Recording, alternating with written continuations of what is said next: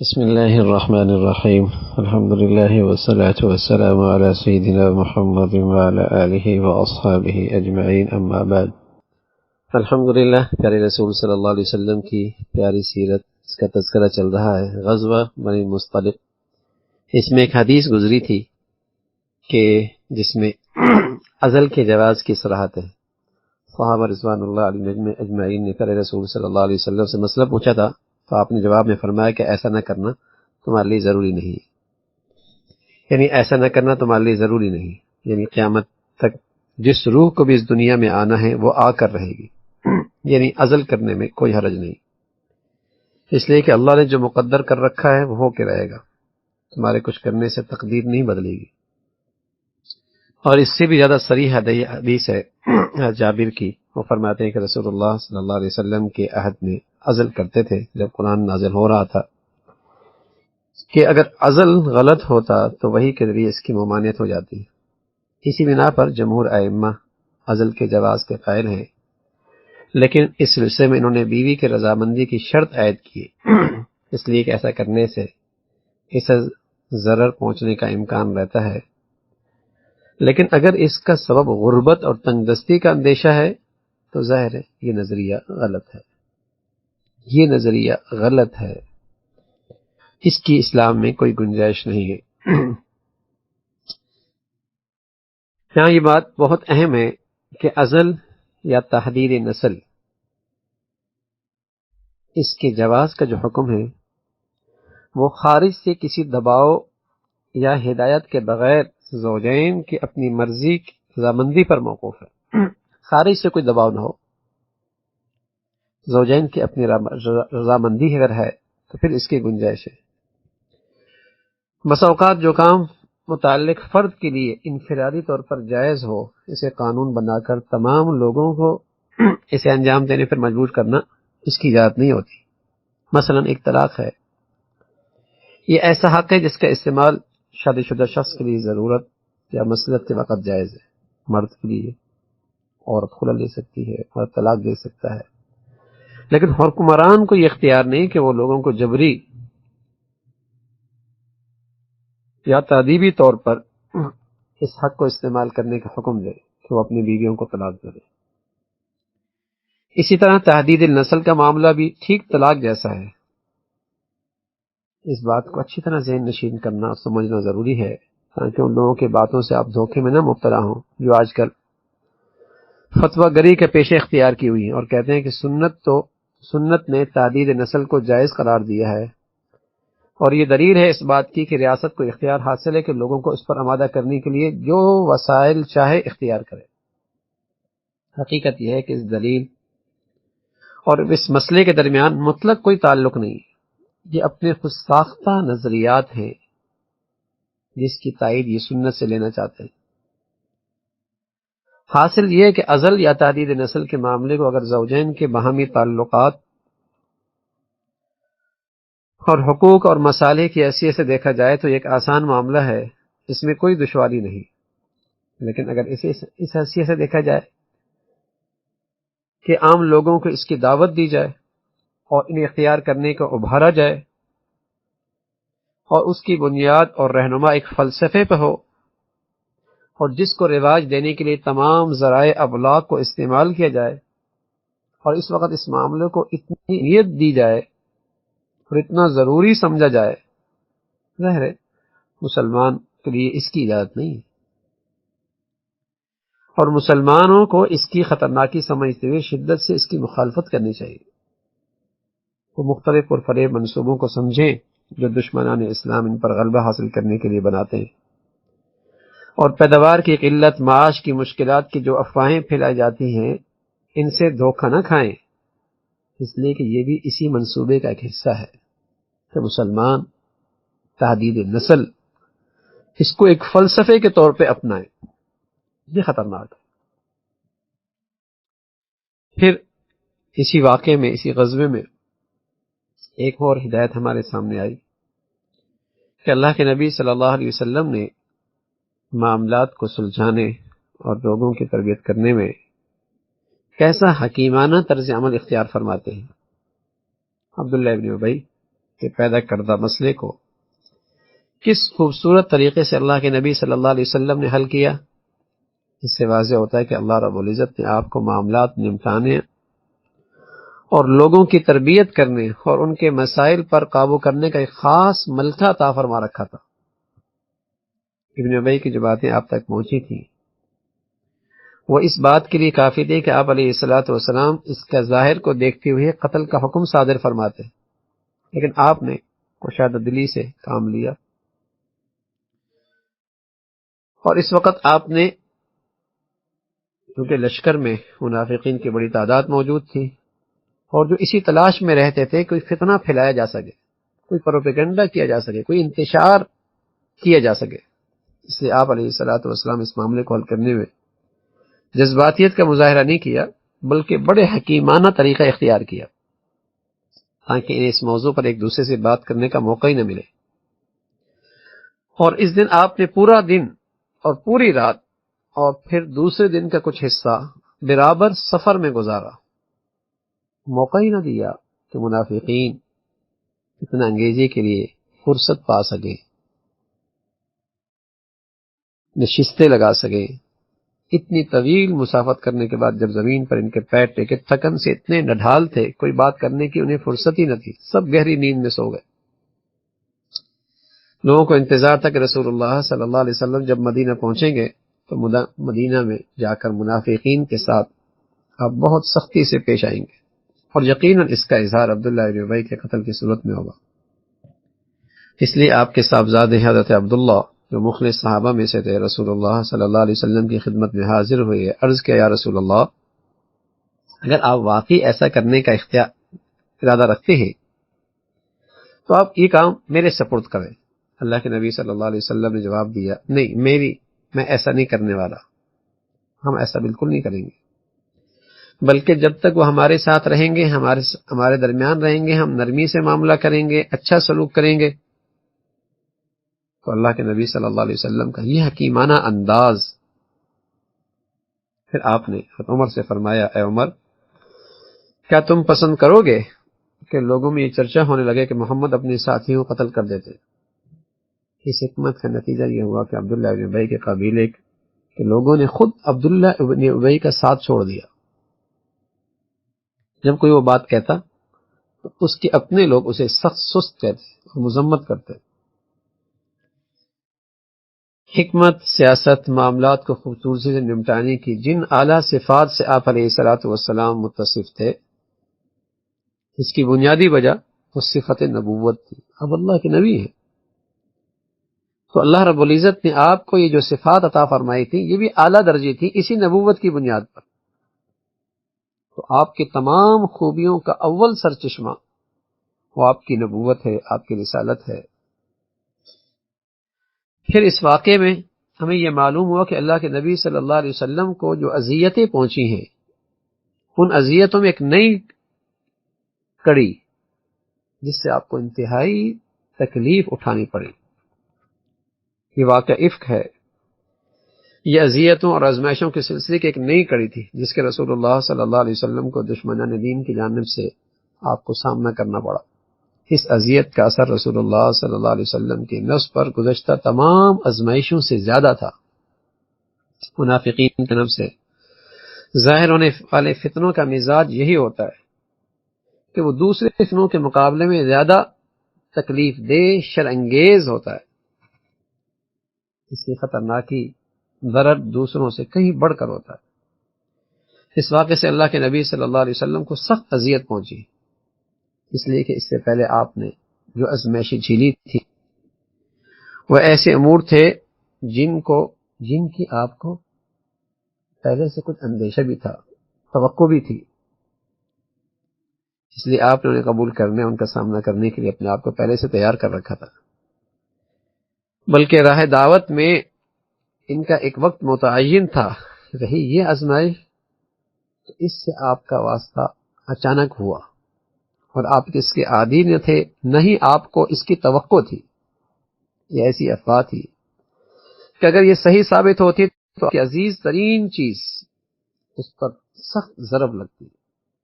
کسی بھی انسان کے نزدیک اس کی عزیز ترین چیز عزت کرامت ہوتی ہے. آپ سوچتے تھے کہ معلوم نہیں یہ افواہ صحیح یا غلط، اس لیے یہ اذیت تمام اذیتوں سے زیادہ تکلیف دہ اور سخت اضطراب میں آپ کو مبتلا کرنے والی تھی. لیکن اس کے باوجود یہ آزمائش بھی ایک بہت بڑی حکمت پر مشتمل تھی، بہت بڑی حکمت پر مشتمل. یہ افواہ نبی علیہ الصلوۃ والسلام کے کانوں میں پڑی. اس وقت آپ اپنی عام انسانیت کے دائرے میں تھے. انبیاء اور رسولوں کے لیے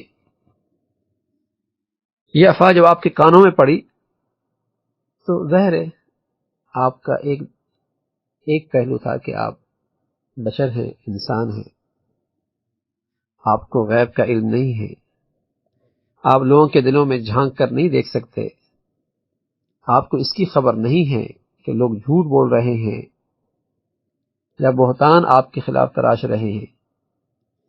اس لیے آپ اس افواہ کو سن کر اس طرح پریشان ہوئے جیسے دوسرے لوگ پریشان ہوتے. حیثیت انسان کے آپ بھی پریشان ہوئے، آپ نے بھی تکلیف اٹھائی، اس لیے کہ آپ غیب کا علم تو نہیں جانتے، آپ لوگوں کے دلوں کے اندر تو نہیں جھانک سکتے. آپ کے دل میں بھی اسی طرح شک پیدا ہوا جس طرح دوسرے انسانوں کے دلوں میں شک پیدا ہوتا ہے. آپ اس معاملے کے تمام پہلوؤں پر غور کرنے لگے اور اس سلسلے میں آپ نے اپنے اصحاب رائے صحابہ سے مشورہ بھی کیا. پیارے رسول صلی اللہ علیہ وسلم کی ذات میں اس خالص انسانی پہلو کو نمایاں کرنے کے لیے حکمت الہی کا تقاضا یہ ہوا کہ اللہ کے نبی کا یہ پہلو بھی، انسانی پہلو بھی بہت نمایاں ہو جائے. تو وحی میں تاخیر ہو گئی تاکہ لوگوں پر دو حقیقتیں واضح ہو جائیں، اور ہر ایک حقیقت اپنی جگہ پر اس کی بڑی اہمیت تھی. پہلی حقیقت یہ کہ نبی اپنی نبوت اور رسالت کی وجہ سے بشری حیثیت سے خارج نہیں ہو گئے. نبوت ملی ہے، رسالت ملی ہے، لیکن ہیں آپ انسان، بشر ہیں. آپ بشری حیثیت سے ابھی نکلے نہیں ہیں. اس لیے آپ پر ایمان لانے والے کسی بھی شخص کے لیے تصور قائم کر لینا مناسب نہیں کہ نبوت نے آپ کو بشریت کی حدود سے ماورا کر دیا اور آپ کی طرف ایسی چیزوں کی نسبت کرنے لگ جائیں جن کی نسبت سوائے اللہ کے اور کسی کی طرف کرنا جائز نہیں. تو آپ کی زندگی کا یہ پہلو بھی نمایاں ہو کے آیا. یہی دوسری حقیقت وہ یہ ہے کہ وحی الہی، یہ وحی الہی آپ کے تابع نہیں ہے، آپ کے تابع نہیں ہے، یہ آپ کے اندر کا کوئی جذبہ نہیں ہے. یہ وحی اللہ کے حکم سے آتی ہے، اللہ کی مرضی سے آتی ہے. تو یہ پہلو بھی بالکل کھل کے سامنے آیا کہ آپ علیہ الصلوۃ والسلام اللہ کے پیغمبر ہیں، لیکن وحی جو ہے یہ آپ کے ارادے یا آپ کے آرزوؤں کے تابع نہیں. اگر ایسا ہوتا تو آپ کے لیے آسان تھا کہ اس مسئلے کو پیدا ہوتے ہی ختم کر دیتے اور اس کے عواقب نتائج سے آپ اپنے آپ کو محفوظ کر لیتے. اپنے گھر والوں کے بارے میں آپ کا خیال اور آپ کا اپنے گھر والوں کے بارے میں شک بالکل آپ کے دل میں نہ آتا، بلکہ آپ فوراً مطمئن ہو جاتے، دوسرے لوگوں کو بھی خاموش کر دیتے. لیکن آپ نے ایسا نہیں کیا، اس لیے کہ آپ ایسا نہیں کر سکتے تھے. وہی آپ کے آرزو اور آپ کی چاہت کے تابع نہیں تھی. تو یہ حقیقت بھی اور یہ حکمت بھی اس واقعے سے سامنے آئی. پھر اللہ رب العزت نے حضرت عائشہ رضی اللہ تعالیٰ عنہ کو جو مرتبہ اور مقام دیا ہے اور ایک شان عطا فرمائی ہے، تو اس زحمت میں اور اس تکلیف میں ایک بہت بڑی خیر اور بہت بڑی شان حضرت عائشہ رضی اللہ تعالیٰ عنہ کی کھل کے سامنے آئی.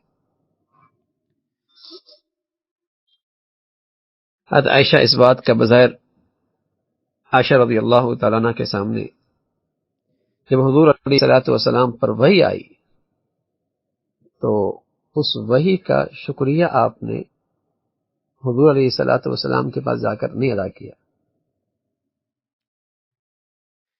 بلکہ آپ نے اللہ کی وحدانیت اور عبودیت کا اظہار کیا، اور یہ کیفیت ان پر اس حد تک غالب ہوئی کہ وہ اللہ کے علاوہ ہر چیز کو، ہر شخص کو بھول گئی۔ ان کے ماں نے جب ان سے کہا کہ اٹھ کر نبی علیہ الصلوۃ والسلام کا شکریہ ادا کرو، تو انہوں نے فرمایا میں نہ اٹھ کر ان کے پاس جاؤں گی، نہ اللہ کے سوا کسی کا شکریہ ادا کروں گی، اسی نے میری برات نازل کی ہے، اللہ کی ذات۔ حضرت عائشہ کی اس بات سے بظاہر معلوم ہوتا ہے کہ اس میں نبی علیہ الصلوۃ والسلام کے لیے کسی حد تک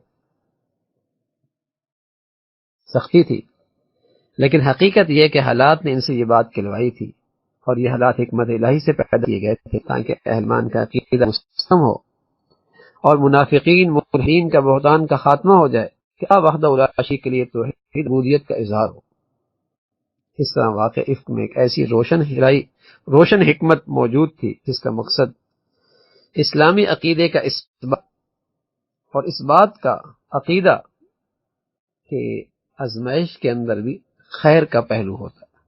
لا تحسبوا شر لکم بل خیر لکم، اس واقعے کو اپنے حق میں شر نہ سمجھو بلکہ یہ بھی تمہارے لیے خیر ہی خیر ہے۔ پھر حد قذف ان مخلص ایمان والوں پر جاری ہوئی، تو آخر میں یہ جو معاملہ حضرت عائشہ رضی اللہ تعالیٰ کی برات کے متعلق آخر میں جو آیتیں آئیں اور منافقین اور خطاکاروں کی مذمت کی گئی، وہ قرآن کی آیتیں ہیں۔ ان الذین جاءوا بالافک عصبۃ منکم لا تحسبوا شرا لکم، تو یہ جو لوگ بہتان کھڑ کر لائے ہیں وہ تمہاری ہی اندر کا ایک ٹولہ ہے، اس واقعے کو اپنے حق میں شر نہ سمجھو بلکہ یہ بھی تمہارے لیے خیر ہی ہے۔ جس میں اس نے جتنا حصہ لیا اس نے اتنا گناہ سمیٹا، اور جس شخص نے اس کی ذمہ داری کا بڑا حصہ اپنے سر لیا اس کے لیے تو عذاب عظیم ہے۔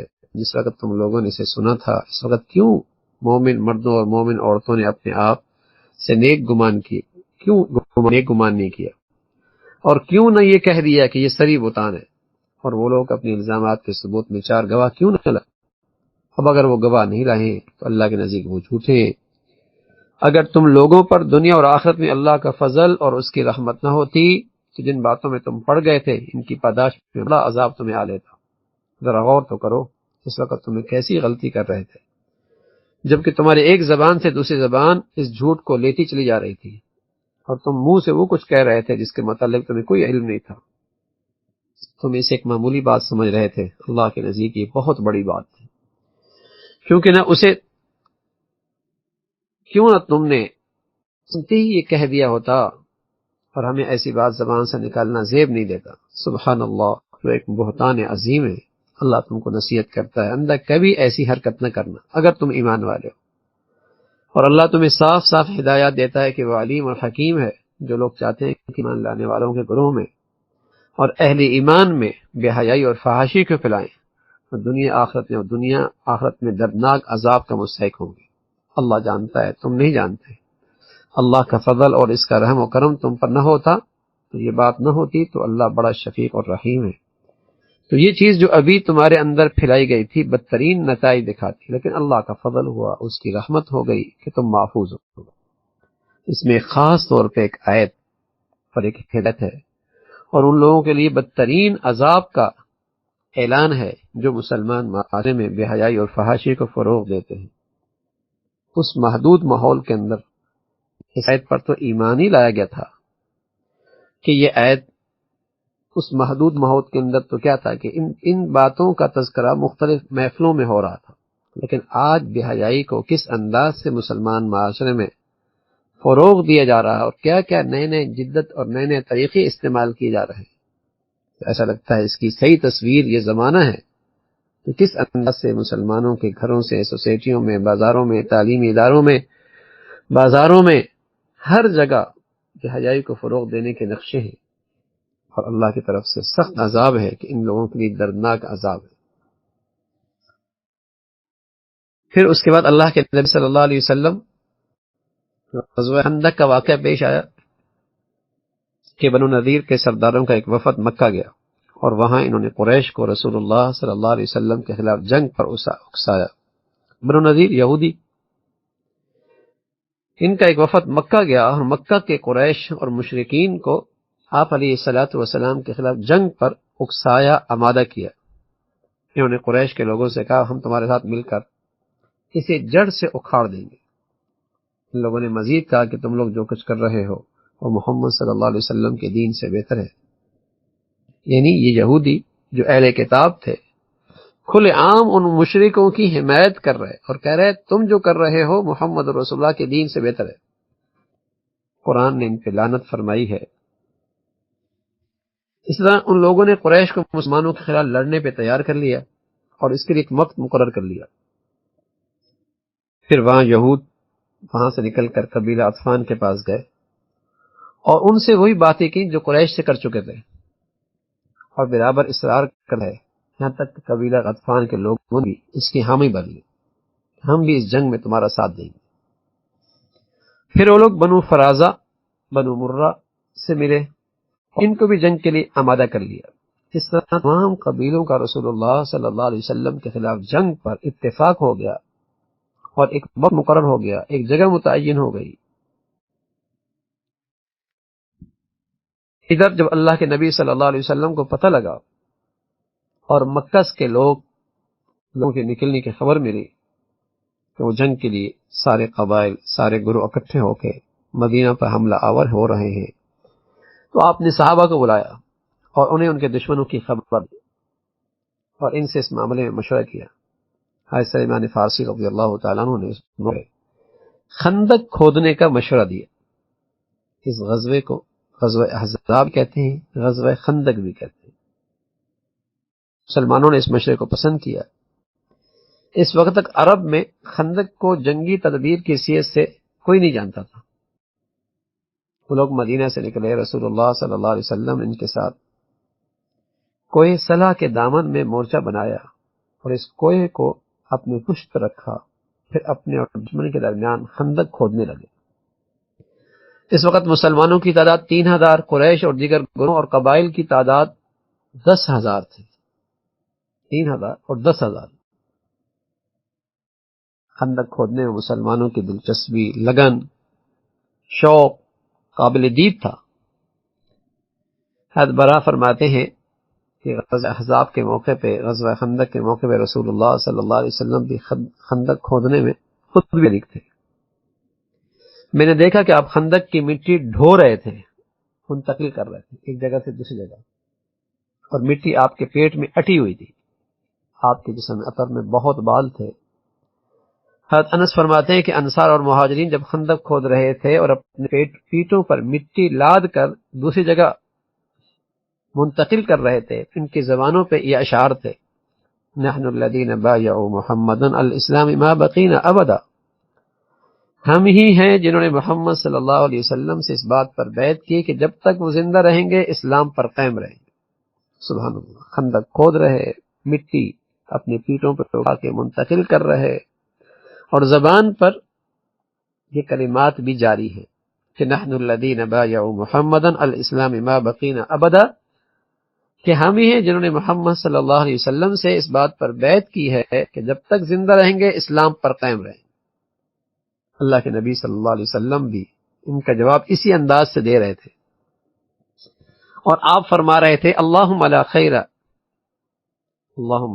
الا خیر الآخرہ فبارک فی الانصار والمہاجرہ، اے اللہ آخرت کی خیر کے علاوہ کوئی خیر نہیں، تو انصار اور مہاجرین کی مدد فرما، برکت عطا فرما۔ حضرت جابر فرماتے ہیں کہ غزوہ خندق کے موقع پہ ہم خندق کھود رہے تھے، ایک شخص چٹان آ گئی۔ صحابہ رضوان اللہ علیہ اجمعین اللہ کے نبی صلی اللہ علیہ وسلم کی خدمت میں حاضر ہوئے، کہ یا رسول اللہ ایک شخص چٹان آ گئی ہے جو ٹوٹ نہیں رہی۔ آپ نے فرمایا میں آتا ہوں۔ پھر آپ علیہ الصلوۃ والسلام تشریف لائے، اس حال میں آپ آئے کہ آپ کے پیٹھ پر ایک پتھر باندھا ہوا تھا، آپ کے پیٹ پہ ایک پتھر بندھا ہوا تھا، اور اس وقت صحابہ 3 دن سے فاقے میں تھے۔ نبی علیہ الصلوۃ والسلام نے گدال ہاتھ میں لی، اتنی زور سے ضرب لگائی کہ چٹان ریزہ ریزہ ہو گئی۔ میں نے ایسے یا رسول اللہ کچھ دیر کے لیے مجھے گھر جانے کی اجازت مت فرمائے۔ حضرت جابر فرماتے ہیں یا رسول اللہ مجھے کچھ گھر جانے کی اجازت دے دیں، کیونکہ انہوں نے دیکھا اللہ کے نبی صلی اللہ علیہ وسلم بھوک کے مارے پیٹ پہ پتھر باندھا ہوا ہے۔ تو گھر پہنچ اللہ کے نبی صلی اللہ علیہ وسلم نے اجازت دے دی. گھر پہنچ کر میں نے اپنے بیوی سے کہا میں نے اللہ کے نبی صلی اللہ علیہ وسلم کو اس حالت میں دیکھا ہے جس کی دیکھنے کی مجھے تاب نہیں ہے، مجھ سے برداشت نہیں ہو رہا. تمہارے پاس کھانے کی کوئی چیز ہے؟ اس نے کہا تھوڑی سی جو، ایک بھیڑ ہے، تھوڑے سے جو ہیں. میں نے بھیڑ کو ذبح کیا،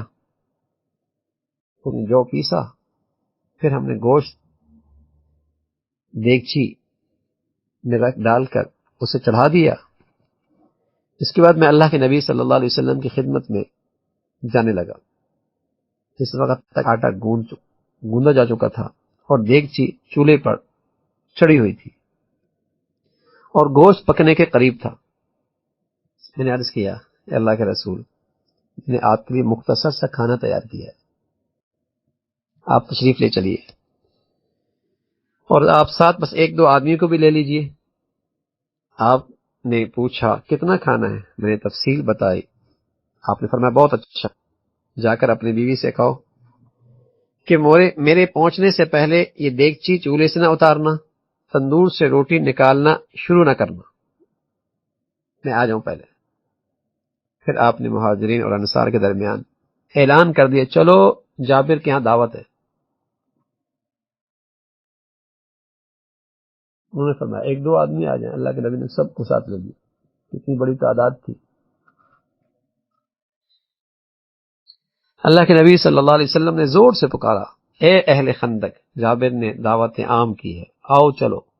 جابر فرمانے لگے میں گھر پہنچا، بیوی سے کہا سنتی ہو اللہ کے نبی صلی اللہ علیہ وسلم تو مہاجرین اور انصار سب لوگوں کو لے کے آ رہے ہیں.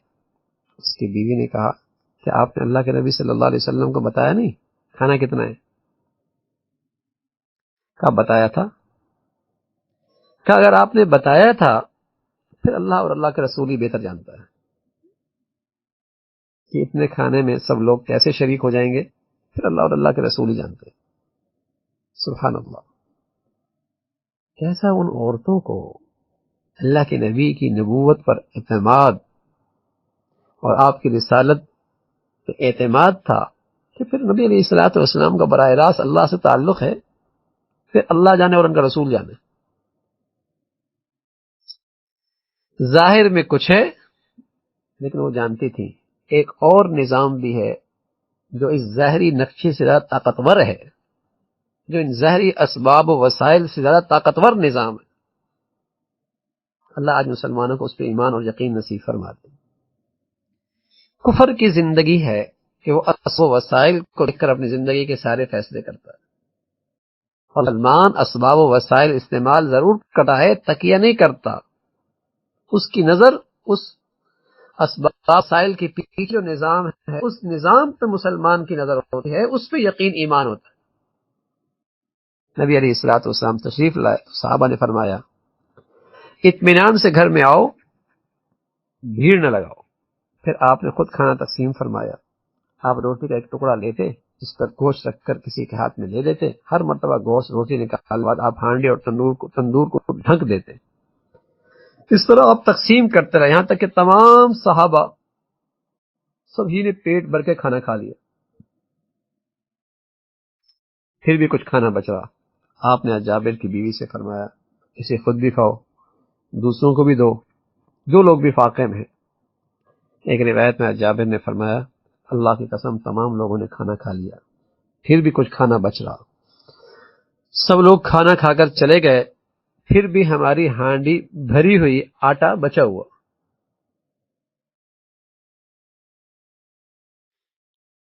منافقین کا رویہ دیکھیے ذرا. روایت میں آتا ہے کہ بعض منافقین نے رسول اللہ صلی اللہ علیہ وسلم اور مسلمانوں کے ساتھ خندق کھودنے میں سستی کا مظاہرہ کیا. وہ معمولی اور ہلکے پھلکے کام دکھاوے کے طور پہ کرتے تھے اور آپ کے علم میں لائے بغیر چپکے سے اپنے گھر چلے جاتے تھے. جبکہ کسی مسلمان کو اگر کوئی ضروری بات پیش آتی تو آپ علیہ الصلوۃ والسلام سے اجازت طلب کیا کرتے تھے، اور جب آپ اجازت دیتے تبھی وہاں سے ہٹتے، جو ہی ضرورت پوری ہو جاتی فوراً واپس آ جاتے. اس پر قرآن کی آیت آئی انما المؤمنون الذین آمنوا باللہ ورسولہ وَإِذَا كَانُوا مَعَهُ عَلَى أَمْرٍ جَامِعٍ لَمْ يَذْهَبُوا حَتَّى يَسْتَأْذِنُوا إِنَّ الَّذِينَ يَسْتَأْذِنُونَكَ أُولَئِكَ الَّذِينَ يُؤْمِنُونَ بِاللَّهِ وَرَسُولِهِ فَإِذَا اسْتَأْذَنُوكَ لِبَعْضِ شَأْنِهِمْ فَأْذَن لِمَنْ شِئْتَ مِنْهُمْ وَاسْتَغْفِرْ لَهُمُ اللَّهُ إِنَّ اللَّهَ غَفُورٌ رَحِيمٌ۔ مومن تو اصل میں وہی ہیں جو اللہ اور اللہ کے رسول کو دل سے مانے، اور جب کسی اجتماعی کام کے موقع پہ اللہ کے رسول صلی اللہ علیہ وسلم کے ساتھ ہوں تو اجازت لیے بغیر نہ جائیں۔ اے نبی، جو لوگ تم سے اجازت مانگتے ہیں وہی اللہ اور اللہ کے رسول کے ماننے والے، پس جب وہ اپنے کسی کام سے اجازت مانگے جسے تم چاہو تو اجازت دے دو، اور ایسے لوگوں کے حق میں اللہ سے دعائے مغفرت کیا کرو، یقیناً اللہ غفور الرحیم ہے۔ ادھر بنو قریظہ کی عہد شکنی، خندق کھودی گئی، اور بنو قریظہ بنو نذیر کا سردار حی بن اخطب بنو قریظہ کے سردار کعب بن اسد کے پاس آیا۔ بنو قریظہ کا معاہدہ تھا اللہ کے نبی صلی اللہ علیہ وسلم کے ساتھ، تو ان کے پاس بنو نذیر کا سردار آیا، اور اس نے رسول اللہ صلی اللہ علیہ وسلم کے ساتھ عہد شکنی پہ اسے آمادہ کیا۔ اس نے کہا، میں قریش کے سپہ سالاروں اور سرداروں کو لے کر آیا ہوں، اور وہ روما کے نشیبی علاقے تک پہنچ گئے ہیں۔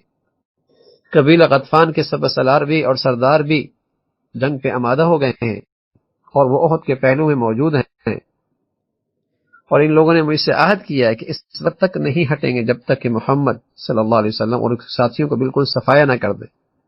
کعب نے جواب دیا، اللہ کی قسم، تم میرے پاس زمانے کی ذلت لے کر آئے ہو، اے حی تمہارا برا ہو، مجھے میرے حال پہ رہنے دو، میں نے محمد صلی اللہ علیہ وسلم کو ہمیشہ سچا اور عہد کا پابند پایا ہے۔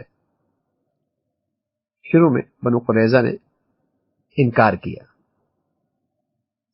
لیکن حی برابر اصرار کرتا رہا، یہاں تک کہ کعب کو خیانت اور عہد شکنی پہ آمادہ کر لیا، اس قبیلے کو بھی عہد شکنی پہ آمادہ کر لیا، جنگ پہ آمادہ کر لیا۔ رسول اللہ صلی اللہ علیہ وسلم کو اس کی خبر ملی تو آپ نے سعد بن معاذ کو تحقیق کے لیے بھیجا اور انہیں ہدایت کی کہ اگر یہ خبر صحیح ہو تو اس کی اطلاع اشاروں میں دے دے، برسر عام اس کا تذکرہ کر کے لوگوں کو میں انتشار پیدا نہ کرے، پریشان نہ کرے، اور اگر خبر جھوٹی ہے تو لوگوں کے درمیان اس کا اعلان کر دے۔ حضرت سعد نے جا کر معلومات حاصل کی تو خبر کو صحیح پایا کہ بنو قریظہ نے بھی عہد شکنی کی ہے، اور وہ بھی بنو نذیر کے ساتھ مل کر جنگ پہ آمادہ ہو گیا۔ وہ رسول اللہ صلی اللہ علیہ وسلم کی خدمت میں حاضر ہوئی اور عرض کیا کہ عدل وقارہ، ان کی مراد یہ تھی کہ جیسے وہ غداری انہوں نے کی ہے انہوں نے بھی ایسی غداری کی ہے۔ رسول اللہ صلی اللہ علیہ وسلم نے فرمایا، اللہ اکبر، اے مسلمانوں بشارت قبول کرو۔ عہد شکنی کی وجہ سے اس کا تذکرہ آپ نے اس طریقے سے نہیں کیا تاکہ ساتھی حوصلہ ہارنے لگے، پریشان ہو جائیں، بلکہ آپ نے اللہ کی مدد اور نصرت کو سامنے رکھ کر فرمایا، مسلمانوں بشارت قبول کرو۔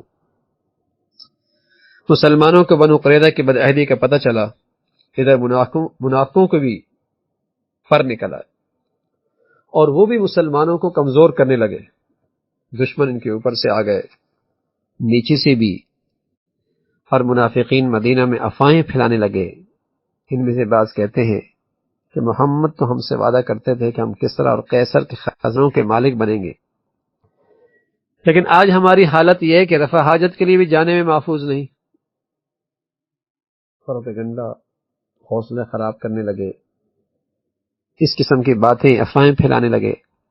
جب رسول اللہ صلی اللہ علیہ وسلم نے حالات کی یہ سنگینی دیکھی اور مسلمانوں کے ازمائش میں گھرا پایا تو سعد بن معاذ اور سعد بن عبادہ کو بلا کر ان سے مشورہ کیا، کیوں نہ قبیلہ غطفان سے اس شرط پر معاہدہ کر لیں کہ ان کو مدینہ کے پھلوں کا 1/3 دیا جائے گا، اور وہ لوگ مسلمانوں سے جنگ سے باز آ جائیں اور واپس چلے جائیں۔ ان دونوں حضرات نے کہا، اللہ کے رسول، یہ آپ کی مرضی ہے یا اللہ کا حکم؟ آپ ایسا ہمارے لیے کر رہے ہیں؟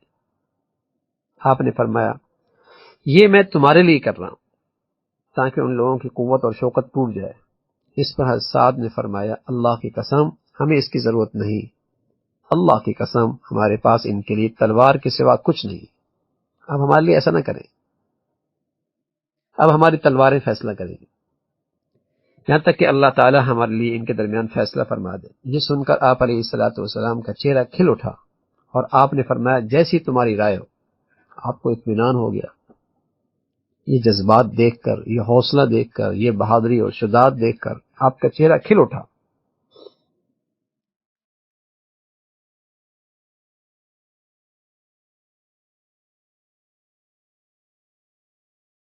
تو مشرقین جب خندق کے پاس پہنچے تو حیران ہو گئے خندق دیکھ کر، کہنے لگے یہ جنگ کی ایک نئی چال ہے جس سے عرب واقف نہیں ہے۔ انہوں نے مسلمانوں کا محاصرہ کرنے کے لیے خندق کے گرد مورچہ بنا لیا۔ اس موقع پہ جنگ کی نوبت نہیں آئی، البتہ بعض مشرکین نے ایسی جگہ تلاش کی جہاں خندق کی چوڑائی کم تھی، اور وہاں پہنچ کر انہوں نے اپنے گھوڑوں کو ہیڑ لگائی، خندق پار کر گئے، وہاں پہنچ گئے جہاں مسلمان موجود تھے، تو انہوں نے حملہ کر دیا۔ یہ دیکھ کر بعض شاہ سوار پلٹ گئے اور بعض وہیں مارے گئے۔ مارے جانے والوں میں مشہور شاہ سوار عمر ابن ود بھی تھا، اسے علی ابن ابی طالب رضی اللہ تعالیٰ عنہ نے قتل کیا تھا۔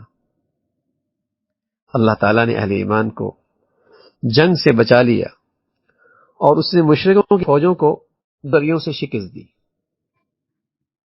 جن میں مسلمانوں کا کوئی دخل نہیں تھا۔